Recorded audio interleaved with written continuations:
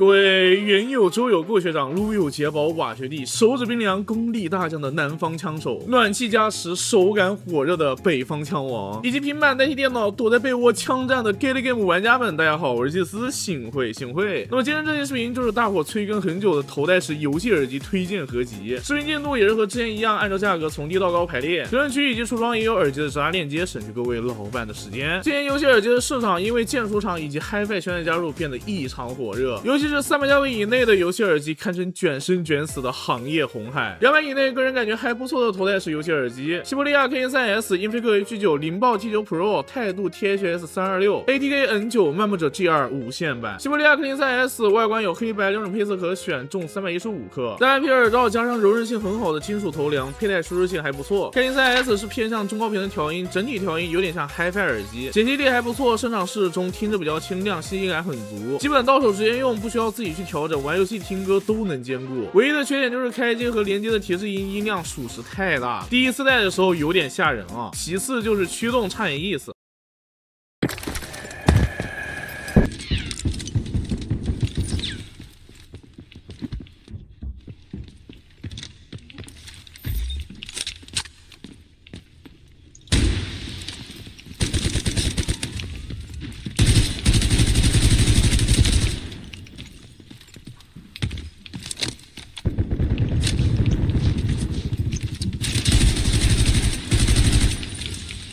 Hello， 这里是西伯利亚 KN3S 的麦克风测试，1到5分，请给出你的评价。英菲克 H9 外观简简单单，干净好看。H9 在耳机的左右两侧各放了一块1000毫安时电池，配重平衡，重量也仅有289克。单元调节角度自由，不会出现一侧明显更重、更压头的感觉。续航非常不错，2.4G 50%的音量，10侧续航最保守估计都超过120小时。耳罩和头梁的海绵给的很足，冰丝蛋白皮在这个时间点有一丝丝冻耳朵，也算是有效防止红温。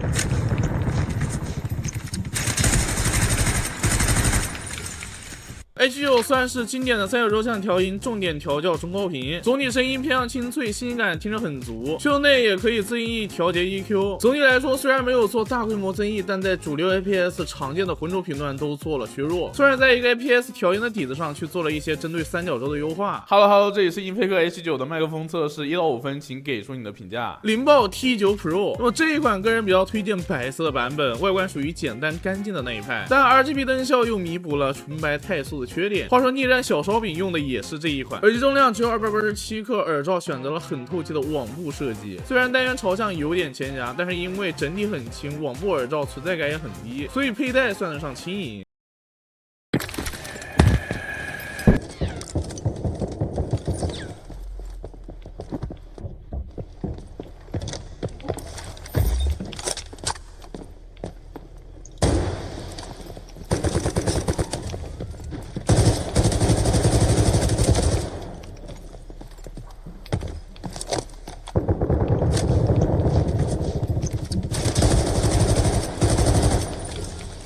声音整体偏向低频，脚步声和枪声都能明显感觉到增益，定位能力还是不错的，但是相应的环境声稍微有点浑浊。中高频缺了点信息感，但总体对得起它的售价。态度 THS326， 售价179，外观一眼炫酷，整体黑红配色，攻击性拉满，但是灯效做不是很好，灯珠有点粒粒分明，而且刷新率比较低。另外单元外壳上的神人英文也是很难让人蒙得住，出发点是好的，但还有待打磨。耳罩头梁海绵给的很足，重量281克，佩戴舒适性还 OK。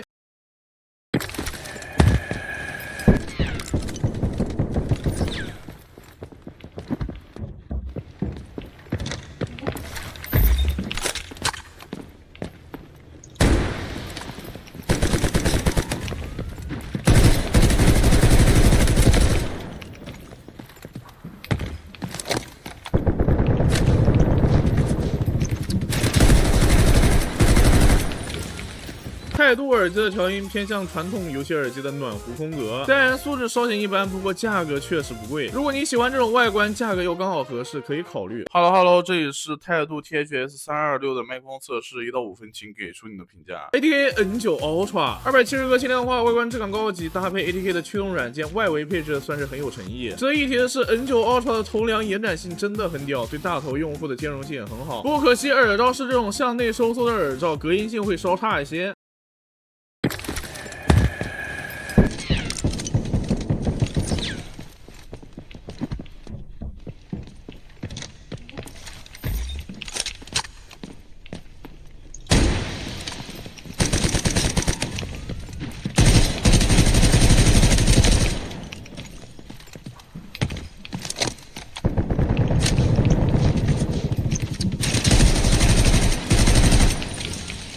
N9 Ultra 的出厂调音略微偏闷啊，但还能接受，声场不错，定位清晰，主流 APS 体验都还不错。ATK 驱动软实力方面是强项，不过 2.4G 模式会有底噪。Hello， 这里是 ATK N9 的麦克风实测效果，1到5分，请给出你的评价。漫步者 G2 无线版外观简单干净，单元外侧是金属质感的装饰 ，RGB 灯效还不错，头顶的海绵稍微有点少，有一点点挤压感。耳罩质感不错，不过可惜头梁太小，大头用户劝退。整机重246克，整体的佩戴体验中规中矩。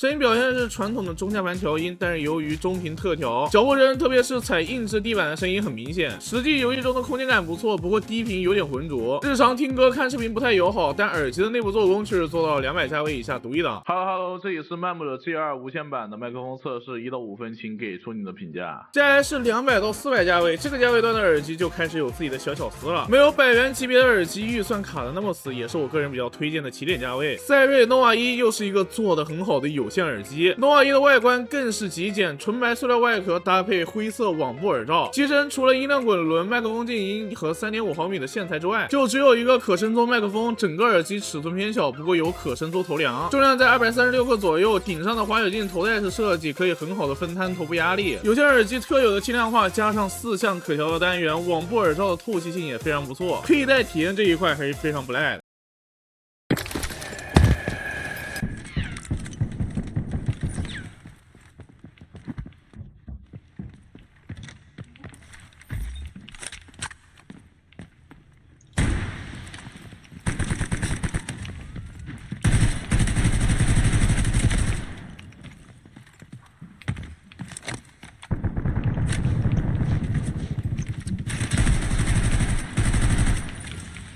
声音方面也属于是中下盘阵营，不过单元和腔体的素质还不错，3频分离的表现也不赖。实际游戏的听音辨位完全能胜任，听歌可能会稍微有点糊啊。另外 Nova 1是只有3.5毫米接口，没有送声卡，最好是自备一个小尾巴，几十块钱就行。还有一个不得不说的点就是赛睿的驱动功能也是目前游戏耳机中最全的一个，里面有上千款职业选手的预设调音。总体来说，赛睿 Nova 1的产品阵力还是非常不错的。Hello， 这里是赛睿 Nova 1，大家觉得这个麦克风的声音怎么样呢？1到5分，给出你的评价。微智人周听 Pro Max 千元内相对罕见的底座基站设计，底座集成了充电收纳、USB Hub 和 RGB 的功能，非常实用。当然也要看你的桌面空间。外观通体一脉配色，加上月牙形金属网孔装饰点缀，光感柔和，非常耐看，属于是摘掉麦克风能 cos HiFi 耳机的那种。耳机重量317克，分段式海绵头梁，加上可调角度不小的单元，整体包感很不错。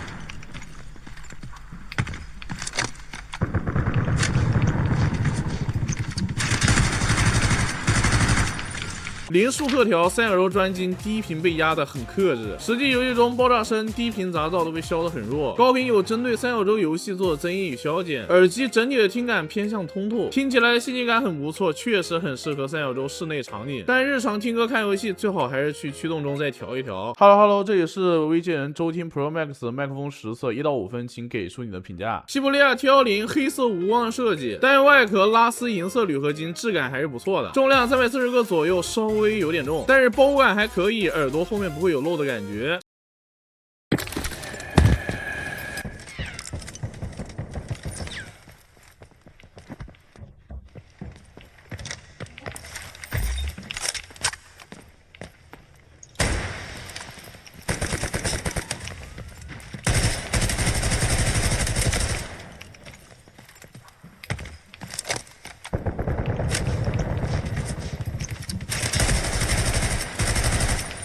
只能说又是一个对三角洲调教的耳机，略微强化了一点脚步声和爆炸声的机理，高频大面积增强，定位感和距离感判断的都很不错，但是也没调得太过火，毕竟是三角洲钻石冠军赛和烽火赛的赛事指定耳机，打洲权威这一块还是无需多言的。其他的 FPS 也能玩，不过音乐模式调的不太日常，建议三角洲专精玩家购买。Hello， 这里是西伯利亚 T10的麦克风测试，1到5分，请给出你的评价。那我这个价位最后一台新歌 EP5 的监听耳机。外观确实稍显硬核，单元外壳外圈的花纹是线下小孔，并非装饰件，整体无功无过，重量292克左右，无极可调的滑雪镜头带设计，加上用料很足的耳罩，包裹感和贴合感都很不错。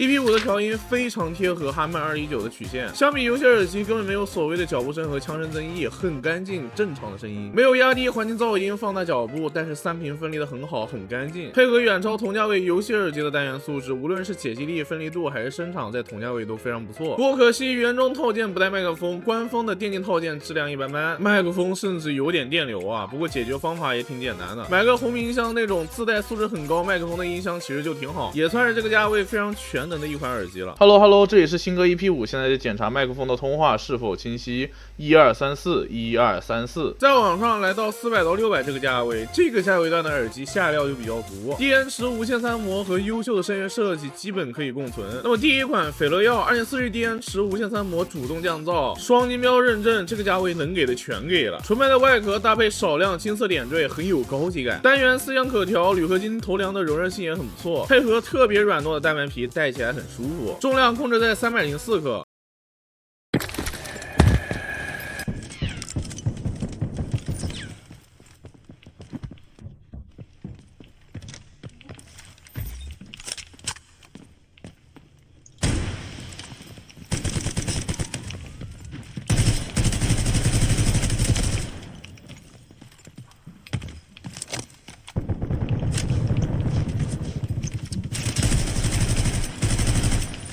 声音方面就是比较偏暖的 HiFi 耳机调音，虽然有所谓影院和游戏模式可调，但还是推荐调音更正常的默认音乐模式。实际游戏虽然没有对特殊频段的增益与减益，但是解析十分清晰，细腻感很足，空间定位能力优秀，判断起来还是很有信心的那种。降噪虽然不如苹果、索尼 BOSS 之流，但是作为400多的耳机也算是仁至义尽，能很大程度上让人更加专注游戏声音，总体表现非常水桶。Hello， 这里是斐乐耀的麦克风测试，1到5分，请给出你的评价。漫步者 G5 Max 又是一位水桶级选手，同样的有线无线双金标，枪灰色单元外壳虽然是塑料，但是金属漆选的很好，上面还有漫步者的 RGB 发光 logo， 单元支臂和头梁为同色铝合金，颜色一致性控制的很好，头梁海绵又粗又黑又大又弯，而且单元4向可调，耳罩的深度和大小很足，隔音很不错，整体的包裹性很棒，也不压头，重量控制的也不错，仅293克。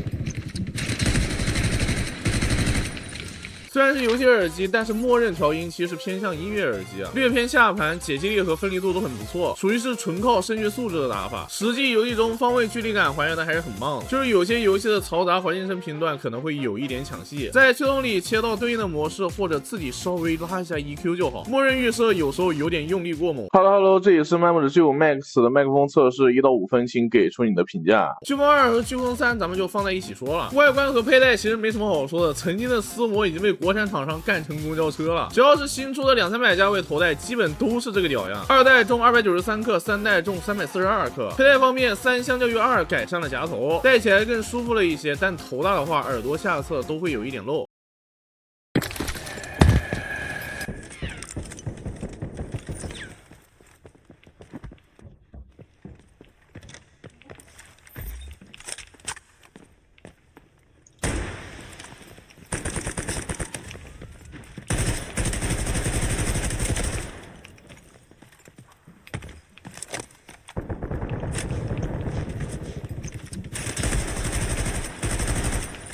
飓风2整体高增益，但是部分吵闹难听的频段直接砍掉，属于是整块声音的非必要部分直接打碎打散，只留承重墙。所以高频和低频听着很多，但是都不吵，信息感很到位，指向性也更加清晰，并且最重要的是，飓风2的横向声场真的很大 ，CS:GO 的游戏体验是真的很权威。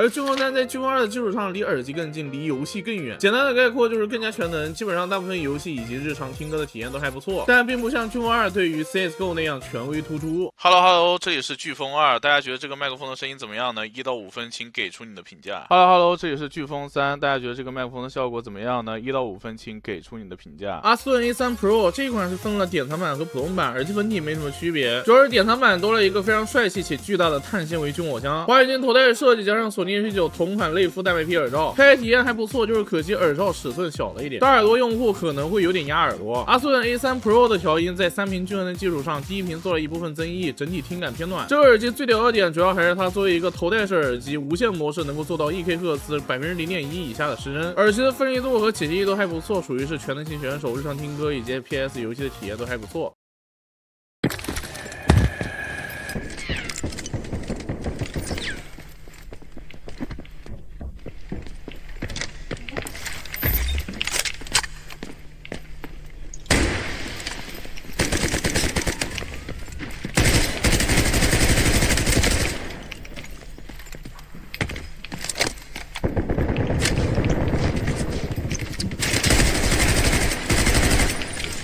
Hello， 这里是阿斯顿 A3 Pro 的麦克风测试，1到5分，请给出你的评价。野蛮部落 T50 和它的无线版 TR50也放在一起说，两款耳机的外观以及声音调教几乎一模一样。无线版就是单纯的无线版，并没有什么特别大的提升。整体一脉配色，单元外侧有拉丝金属纹理，质感还不错。佩戴方面是单元正对耳郭的设计，虽然耳罩海绵给的很足，但稍微有点夹耳朵前侧的感觉。T50 295克 ，TR50 也就是 T50 无线版337克，无线版确实会重不少啊，能接受有线可以多看看有线。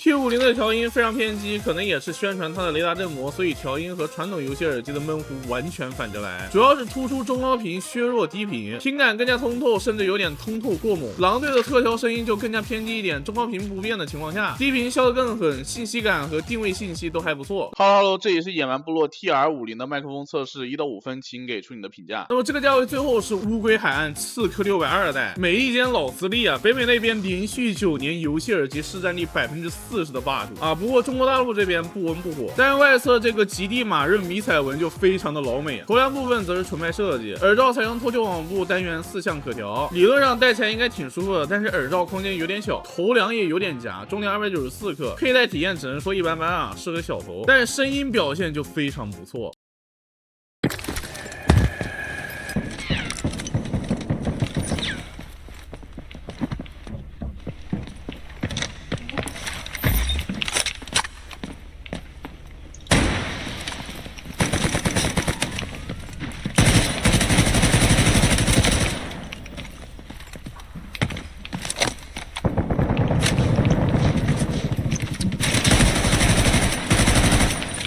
只能说乌龟海岸不愧是座声卡起家，这款耳机解析力放在同价位基本上是爆杀的水准，整体调音略微偏向流行，横向声场表现很好，人声贴耳，拿来日常听歌都能算是半个不错的音乐耳机，分离度优秀，听声辨位的信息很足。不过脚步声有点太贴耳了，明明隔了一条街，但听起来就像在耳边踩了一样。刚开始使用这款耳机可能需要一段时间去适应，如果你是头尾小的用户，那我真的很推荐你尝试一下这款。Hello， 这里是乌龟海岸4颗620代，大家觉得这个麦克风的效果怎么样呢？1到5分，请给出你的评价。来到半部副歌的700到800价位，第一台就是基本解决2代遗憾的乌龟海岸4颗630代，外观简约高级，耳罩跟2代一样采用网布材质，单元可调节的范围也比上代稍大，阻尼质感也高级了不少，最重要的是耳罩大小变大了很多，戴着不会撅耳朵了，这点好评。整体的包裹感好了很多，重量319克，但是头梁夹力依旧有点大，推荐入手之后用包装撑开晾一晚上。整体来说，佩戴舒适度已经能上桌吃饭了。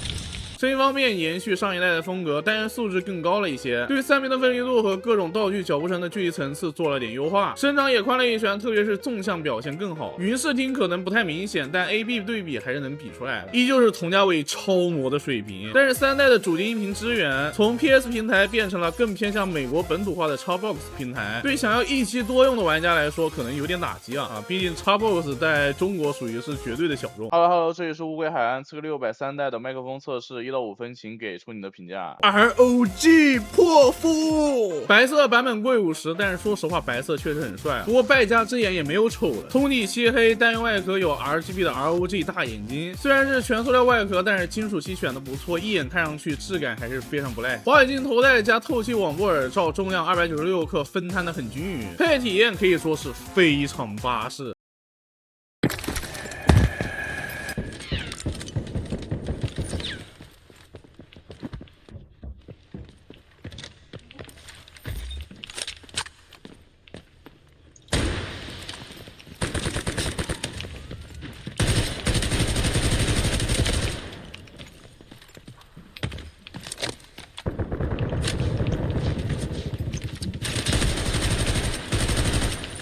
ROG 破风是很明显的哈曼项调音，只有高频部分做了一些微调，默认模式是很适合听歌的，游戏模式则是低频压低，提亮高频，增强了细节感，压低了嘈杂声的方向。单元声学素质不错，各类声音分离度做得很好。虽然声音模式调得不错，但是华硕的奥创中心只能说口皆不杯，功能都是齐全的，但是使用感受就是另外一回事了。什么时候耳机也能接入网页版的奥创就更好。那么总的来说，奥创是最大的减分项，没有降噪只能算是一个小遗憾。白色是最大的恶极，但总体来说还是非常值得推荐。Hello， 这里是 ROG 破风，大家觉得这个麦克风的效果怎么样呢？1到5分，请给出你的评价。最后来到中级价位1000元朝上，到了这个价位基本上都是大厂的旗舰级耳机。首先是 ROG 棱镜2，标志性的地形耳罩轮廓搭配简约的纯白外观，加上三角形的灯条，还有会发光的大眼睛，外观颜值我给到夯爆。铝合金原色支架，金属质感很棒，相比常规的外形支架，棱镜2劈掉一半，视觉上显得很轻盈，实际重量307克，非常优秀。佩戴体验也相当舒服，头梁的网布非常透气，耳罩有单白皮和网布两种选择，单元调节角度很大，佩戴起来非常贴合，重量均匀分散。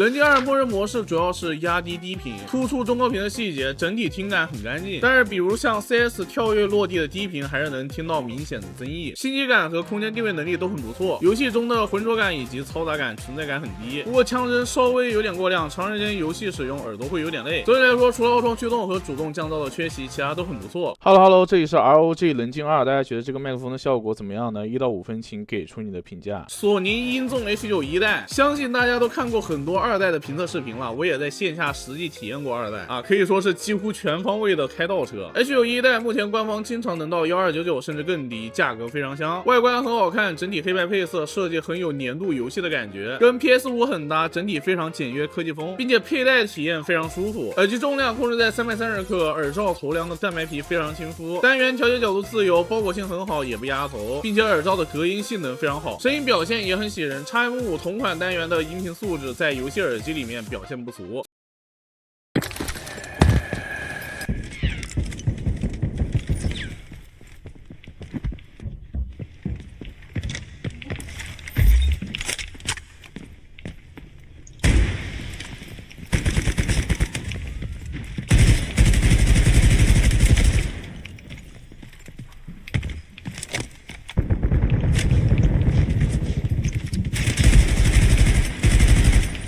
虽然默认调音有点小闷，但是音纵 Hub 的调音能力很强，调节 EQ 之后声音非常自然，这是我个人自用的调音方案，仅供参考。主要是削弱低频，提高中高频，拿来当半个 HiFi 耳机也没什么问题。整体声音的层次感更丰富，细节清晰，细腻感更足。主要是降噪和通透模式属于是索尼的舒适区啊，实测降噪能力如图。中高频得益于严密的佩戴，被动降噪能力也很强，整体噪音隔绝能力非常不错，通透模式也很方便，并且多档可调，算是个天头。不过缺点也很明显，因为麦克风无法拆卸，所以外出佩戴基本不用想。在很多2.4G设备同时工作的时候 ，H9 的连接性非常灾难，比较劝退宿舍党。然后就是麦克风不可拆卸，而且普遍存在爆音问题，以及这个亲肤蛋白皮太容易被腐蚀了，有点遗憾。总体来说 ，H9 算是6边形战士，结合现在的价格还是很推荐的。Hello， 这里是索尼 H9， 大家觉得这个麦克风的效果怎么样？1到5分，请给出你的评价。最后就是2位雷蛇大人，首先是比较亲民的北海 GL V4，关机状态下是纯黑的低调外观，但是开机就不一样了，只能说登场不愧是登场，你就说炫不炫酷？那么这么炫酷的灯效，自然有重量上的提升，整整349克，但还好单元可调，范围很大，直播耳罩也很松软透气，带着重量分摊很好，包裹性很足，也是为数不多头梁也用网布的耳机，整体的透气性很不错。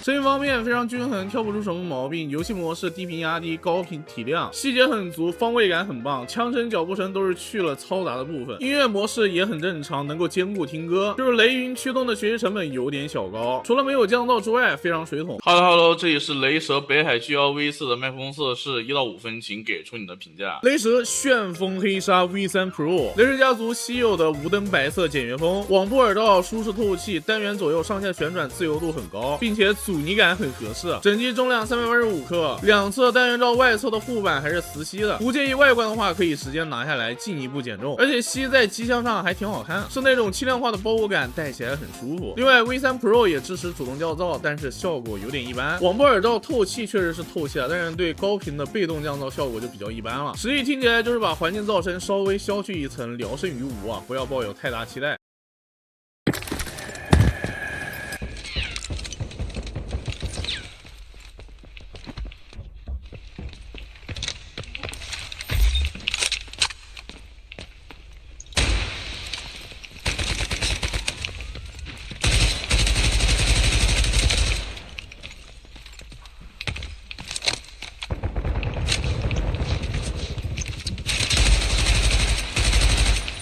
可以说默认调音就很适合绝大多数的 FPS 游戏，中低频杂音压低，突出中高频的细节取向，并且声场非常开阔，指向性很明确，当然素质也不错，听歌解析力也绝对够用。如果是喜欢动次打次的，雷云虽然难用啊，但是各种音效增益和游戏预设还是很齐全。总体来说，除了没灯几乎完美，就是价格稍微有点小高。Hello， 这里是雷蛇旋风黑鲨 V3 Pro 的麦克风测试，1到5分，请给出你的评价。那么以上就是本期视频的全部内容了，感谢你的观看。如果本期视频有能帮到你的话，请不要点个关注，点个关注，点个关注，拜托了，真是对我非常重要。咱们下期视频不见不散，拜拜。